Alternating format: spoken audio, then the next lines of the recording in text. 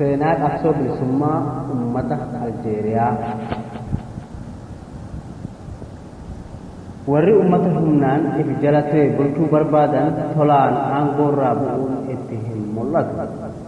Wixxiffata aangoorra turuuf godhaniin gaaga'ama hammana hin jedhamne uummatarraan gahu. Akkuma fincilli itti cimuun akka Bashaar Haafiz al-Asaad biyya Suuriyaatti lammii malees biyya galaafatu garuu maayii irratti akkuma warra isaan duraa hundatti injifatamu. Bilisummaan wareegama malee hin argamtu. Wal'aansoo bilisummaaf godhaman keessatti kan wareegama hundarra qaalii gaafatte qabsoo uummanni Aljeeriyaa gabrummaa Faransaayii jalaa bahuuf godhanidha. Haala uummanni biyya tanaa gabrummaa jalatti itti kufan waraannii fi keessa bahuuf wal'aansoo godhan beekuun uummata keenya ni gargaara jedheen yaada. Kanaaf bakka barbaachisutti seenaa keenya waliin wal cinaa qabaa akka armaan gadiitti axeerareen jira. Akkuma qabeenyi Oromiyaa waraana Minilikiitti affeeretti qarqara bahaara Meeditiraaniyaa kan tarsiimoo mijooytuurra jiraachuu fi qabeenya beenziilaatiin badhaadhuun uummata Aljeeriyaa gabrummaa Faransaayitiif qaadhime. Kanaaf Faransaayinn akkuma Minilikiitti sababa qopheeffateen biyya weeraruuf waggaa 60 ol lola calanqoo dura bara 1827 keessa loltoota 37,000 mi'a waraanaa kan gaafasiif ammayyaa hidhachiisee itti erge. Uummanni Aljeeriyaa gabrummaa Faransaayii jalatti kufuu diddaaf akkuma kan Oromiyaatti diina hamma funyaaniitti hidhate itti dhufe. Waan qabaniin dura dhaabbatan garuu akkuma Miniliik Oromiyaa dhuunfachuuf lubbuu nama miliyoona 5 galaafatetti Faransaayinnis uummata Aljeeriyaa naasuu fi hila malee lafarraa duguugee lola baroota 3 booda bara 1830tti bulchiinsa isaa jala naqe. Akka guutuu biyyaa dhuunfateen akkuma Minilikitti waraana malees lammii isaa toora miliyoona 1 qawwee hidhachiise. Uummata biyyaa kan gaafas miliyoona 9 ta'u keessaa qubachiisee hidda sirna gabrummaa diriirfachuutti seene. Heera qabeenya dachii kan ifii baafatee akkuma Minilikitti lafa gabbattuu fi masnoo lammii biyyaarraa fuudhee naftanyoota isaatiif kenne. Uummatarraa mirga abbaa biyyummaa mulquu akkuma Minilikitti naftanyoota isaa irratti muude. Yoomsan qofa akkuma Minilikitti aadaa fi hooda isaaniitiin adda baasee afaan isaanii yookaan afaan Arabaatiin barsiisuu fi barachuun kan heeraan isaan yakkisiisu godhe. Haalli kun akkuma Oromiyaatti Aljeeriyaatti tokko bulchaa, kaan bulfamaa, tokko sooressa, kaan hiyyeessa, tokko hayyuu, kaan wallaalaa, tokko nama, kaan bineensa, jimlaatti tokko bilisa, kaan gabra godhe. Bulchiinsi Faransaayii uummata Aljeeriyaa irratti humnaan dirqisiifamullee lammiin biyyaa mootummaa Faransaayitiif oggolanii buluu didan. Innis wal'aansoo diddaa bulchiinsa isaa godhamtu kolaasuuf akkuma Minilikitti naannoo uummanni itti fincile kanaa sanii malee hidhuu, cafaquu fi ajjeesuu kaayyoorraa if duuba hin deebine godhate. Murtii hila malee tarkaanfii fudhachuu taanaan bara 1845 keessa naannoo Daharaa jedhamutti jiraattoota ganda tokko guutuu xiqqaa guddaa dhalaa dhiiraa isaan nama 700 ol goda tokko keessatti ukkaamsee ajjeese. Duuba gochi isaa kun uummata biyyaa daranuu itti kaasee biyya mara keessaa qaanqee fincilaa itti qabsiise. Inni garuu iyyeensa uummataa gurratti hicachuu dide. inuma bara 1943 keessa Aljeeriyaa tan biyya isaarraa fagoo tan daangaa walitti dhaabbatuun hidhatan hin qabne kutaa biyya isaarraa takka kan godhu heera tumate. Oduma diinni jimlaatti isaan fixuu gaafa kaan sabboontoonni magaalaa Seetiif jedhamtu keessa jiraatan dhuma lola addunyaa lammaffaa sababsachuun hiriira nagayaa qopheessan. Hiriira caamsaa 8 bara 1945 heeraa yaamamerraa qooda fudhachuuf ummanni magaalaa iddoo walgahii fuullee masgiida walakkaa magaalaa jirutti ganamaan walitti qabamuu jalqaban.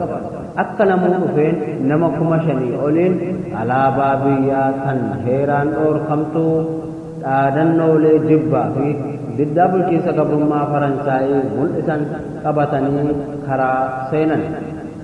Guyyaan guyyaa magaalaatti ture. Warri hiriira akka karaarratti bahanii ummanni gandootaa fi baadiyyoota keessaa bittaa fi gurgurtaaf magaalaa dhufan bitaa mirgaan itti dabalamanii lakkoofsaa fi dhawaaqa dhaadannoo jibba gabrummaa guddisan. Dhaadannooleen barreeffamanii fi lallabbiin ummataa tan Faransaayii biyya teenya keessaa bahuu qaba. Aljeeriyaan haa bilisoomtu jettu xiqquma xiqqoon onnee loltoota Faransaayii danfitee warra hiriira bahaa jiranitti dhukaasa banan.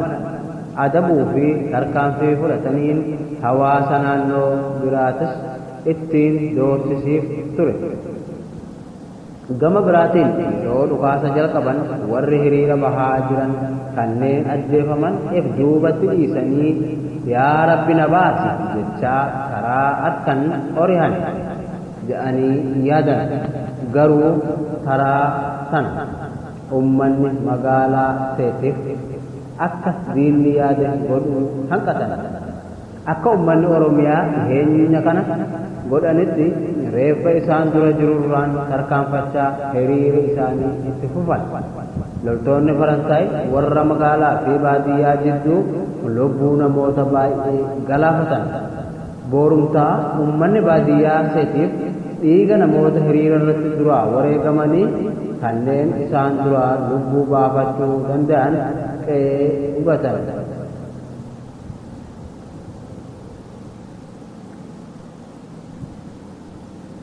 Gocha kanarraan naftanyoonni baadiyyoota biyyaa keessa qubatan hundi baaragan. Warra badii tana hojjetanii waraanni iyyannoo jaraa malees tarkaanfiin fudhatame bu'uura bulchiinsa isaanii waan duraa sossooseef ummata Aljeeriyaa adabuu murteeffatan. Haala kanaaf naftanyoota biyyaa waliin ta'uun caamsaa 13-1945 hawaasa magaalaa Seetii fi baadiyyoota ishii qubatan malees jiraattoota magaalota Gu'elmaa fi Kerrataa jedhamutti duulan. Duulli waraana Faransaayii fi naftanyoonni qooda irraa fudhatan kun odoo hin turin bifa duriin addaa qabaata. Karaalee fi manneen reeffaan weeraraman. Galmee seenaa irra akka hubatamutti leeshinaroonni yookaan loltoonni Faransaayii dubartoota garaa qaban garaa dhoosanii ulfa keessaa lafatti haran. Ummata tarree galchanii gidaara qabachiisanii rasaasa itti dhukaasan. Daa'imman miilaan ol fuudhanii gadi rarraasanii mataa dhaqaan dhawanii babbaqaysan. Warra mana keessatti dhokatan qaawa mana keessaa aara baasu. Keessaan boombii itti gadi haran. Gandoota raaree keessa jiranitti madaafa gurguddaa abidda roobsan. Gandoota dhalaa fi dhiiraa lafa guutan. Ajjechaa malees akkuma meelikitti dubartoota irraa harma mummuran. Dhiira washala irraa qocolanii afaan kakkaayan.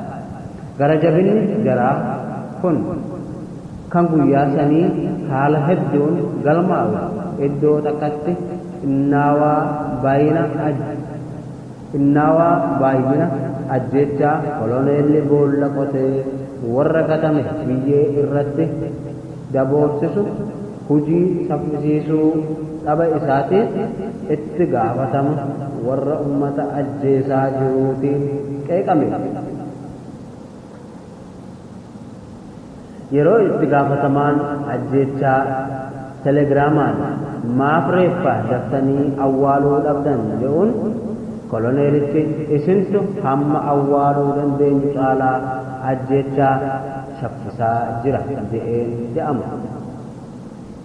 Galmeen seenaa qabsoo bilisummaa Aljeeriyaa namni gaafas waraanaa fi nafxanyoota Faransaayitiin galaafataman 45,000tti shalagama. Duuba waraanni isaa guyyaa tokkotti dila nama kana fixullee Faransaayii fedhii bilisummaa onnee uummata Aljeeriyaa keessaa baasuu hin dandeenye. Inumaa'uu haalli gaafasii wal'aansoo uummata Aljeeriyaa keessatti jijjiirama guddaa fide. Sabboontoonni Aljeeriyaa gaafas irraa kaasanii qabsoo karaa nagayaatiin godhaa jiraniin bu'aa barbaadan akka hin argamsiifne hubatan hidhannootti deebisan. Sabboontoonni qabsaa'otatti jijjiiramanii naannoo maraa waraana Faransaayitti xiyyitii roobsuu jalqaban. Garuu dhukaasni karaan diinatti haran qindoomina dhabarraa waraana Faransaayii injifatanii qabsoo bilisummaa dura oofuu qabsaa'onni walitti dhufan.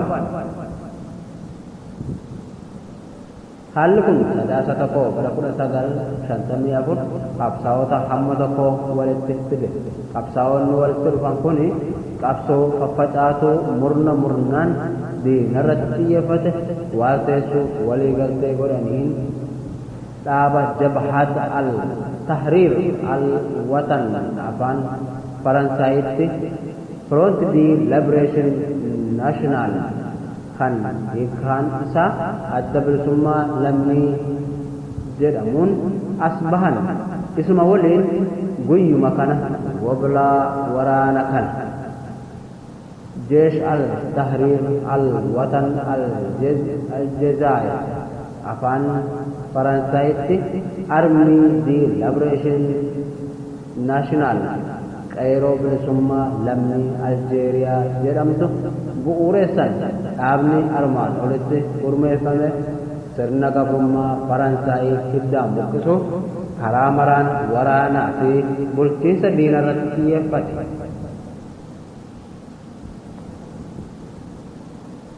Ji'uma sadaasaa san itti abuurame keessa waraana Faransaayii kan gaara Awurus kan baha Aljeeriyaatti argamu gubbaa qubatanitti tarkaanfii fudhateen hamlee qabsaa'otaa malee kan lammii biyyaa ol kaase. Haallan akkanaatiin dhaabni yeroo gabaabduutti magaalotaa fi baadiyyoota keessatti onnee uummataa dhuunfatee deeggarsaan badhaadhuutti seene. Bara 1956tti humnoota xixiqqoo naannoo fi maqaa adda addaatiin bulchiinsa diinaa dura dhaabbatan mara hawwate. Haala kanaan irree diddaa gabrummaa hunda agoobara tokko jalatti haqaare. Tooftaa riphee loltuutiin waraana diinaa bakka jiranitti itti bobbahee dhaabbata waakkachuutti seene. Qabsoo bilisummaa uummata Aljeeriyaa injifatee harqoota gabrummaa isaa jalatti jiraachisuuf Faransaayiin waan hin godhin hin qabu. Lakkuma lolli riphee loltuu fi fincilli uummataa itti cimaa dhufuun akkuma wayyaaneen godhaa turte loltoota ciccimoo qabu gama Aljeeriyaa lolchisuutti seene. Biyya xiqqoo baay'ina uummata hedduu hin qabne keessatti loltoota mi'a waraanaa ammayyaa hidhatan 400,000 gahe. taankootaa fi markaboota lolaa malees xayyaarota ittisaaf qabu keessaa harka 3 irraa 2 itti bobbaase.